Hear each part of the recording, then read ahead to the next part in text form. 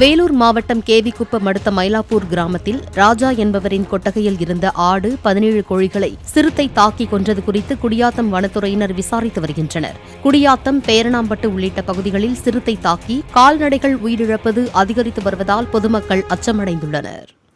Night சிறுத்தை ஒரு 6 மாசம் கணிக்கிட்டு ஒரு 17 கோழியெல்லாம் சாப்பிட்டு போயிருக்குது. இந்த சிறுத்தையை அடர்ந்த வனப்பகுதியில் எடுத்துன்னு போய் விடுறதுக்கு எங்களுக்கு ஏதாவது ஒரு வழி கவர்மெண்ட் பண்ணி கொடுக்கணும்.